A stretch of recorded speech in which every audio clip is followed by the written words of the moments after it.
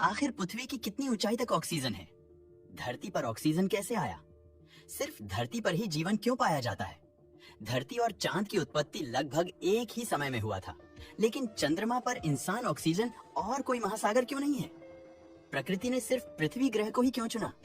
दोस्तों, इस धरती के बहुत से ऐसे सवाल हैं जिनको हर कोई जानना चाहता है।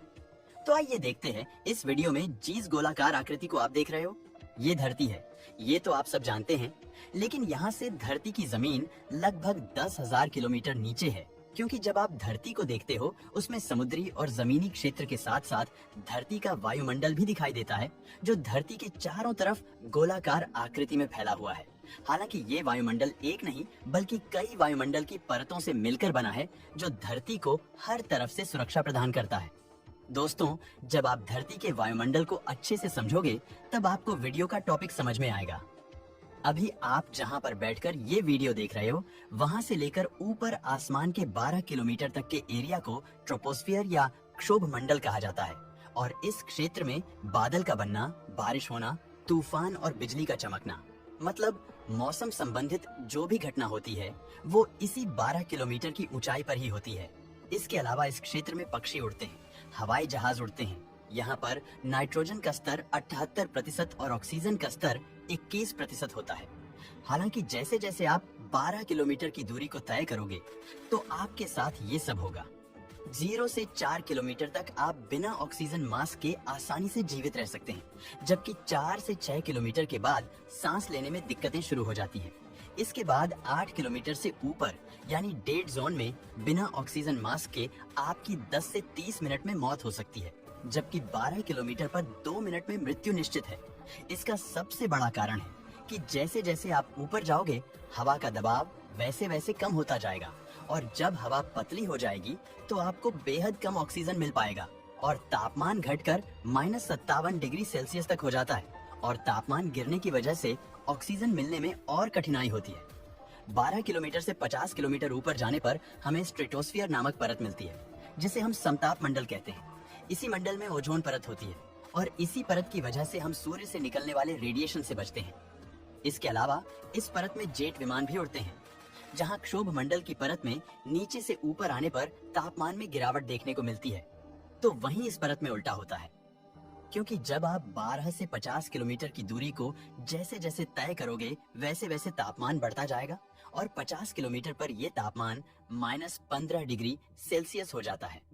वैसे तो समताप मंडल में भी ऑक्सीजन की मात्रा लगभग 21% होती है, लेकिन यहाँ हवा पतली और कम घनत्व वाली होती है, तो यहाँ पर आपको ऑक्सीजन मास्क के साथ साथ स्पेस सूट भी पहनना होगा, क्योंकि हमें सूर्य के रेडिएशन से भी तो बचना है।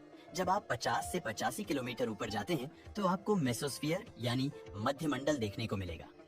ये परत धरती के लिए रक्षा कवच के तौर पर काम करती है, क्योंकि जब अंतरिक्ष से छोटे छोटे पत्थर, जिनको हम मेटियोरॉइड कहते हैं, ये जब धरती के वायुमंडल में प्रवेश करते हैं तो ये परत उसको जलाकर खाक कर देती है। आपने कभी कभी आसमान में इस तरह की रोशनी को देखा होगा, ये यही मेटियोरॉइड होते हैं और इस परत का तापमान -90 डिग्री सेल्सियस तक गिर जाता है। इस मंडल में ऑक्सीजन का स्तर तो 21% होता है, लेकिन हवा बेहद ही पतली होती है, जिससे आप बिना ऑक्सीजन मास्क के 1 मिनट भी जिंदा नहीं रह पाओगे।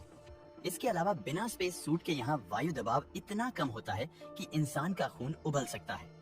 जब आप 85 किलोमीटर से 600 किलोमीटर ऊपर जाते हैं तो आपको थर्मोस्फियर यानी ताप मंडल देखने को मिलता है।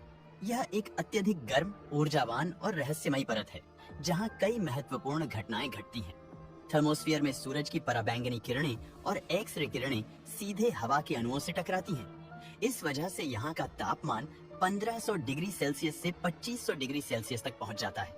लेकिन चौंकाने वाली बात यह है कि अगर हम यहाँ खड़े हों तो हमें यह गर्मी महसूस नहीं होगी, क्योंकि यहाँ हवा इतनी पतली होती है कि गर्मी ट्रांसफर नहीं हो पाती। यहाँ पर भी ऑक्सीजन की मात्रा 21% ही होती है, लेकिन हवा का दबाव बेहद ही कम होता है, जिससे ऑक्सीजन के कण दूर दूर होते हैं। बिना ऑक्सीजन मास्क के आप यहाँ 1 मिनट भी जिंदा नहीं रह सकते। हाँ, स्पेस सूट पहनकर कुछ समय तक आप जिंदा रह सकते हैं, लेकिन तभी तक जब तक कोई सैटेलाइट और स्पेस स्टेशन आपसे ना टकराए।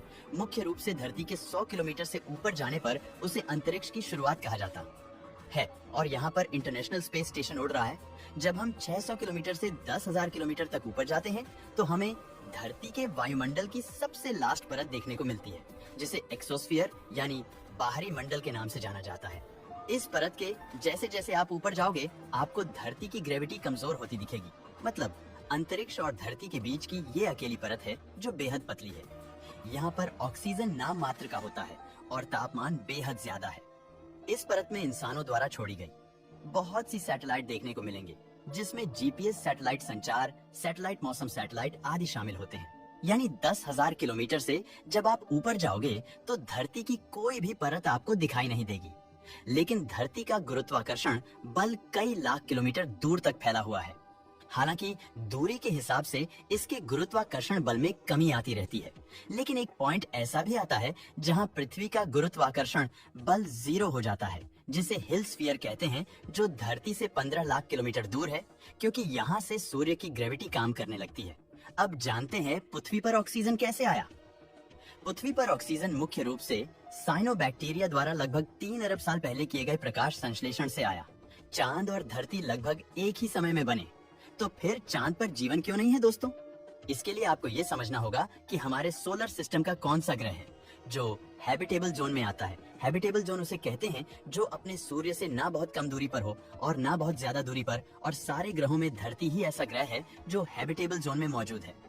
अनुमानों के अनुसार हो सकता हो कि धरती की ही तरह बुध, शुक्र और मंगल के साथ साथ चांद पर भी मिनरल्स और पानी के कणों की बारिश हुई हो, लेकिन बुध ग्रह का सूर्य के बेहद पास होने के कारण इसके मिनरल्स सूख गए हो, और यही शुक्र ग्रह के भी साथ हुआ हो, क्योंकि ये भी सूर्य के बेहद नजदीक है।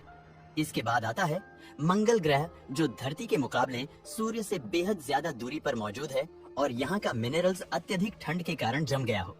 उसके बाद तो बाकी गैसीय प्लेनेट है।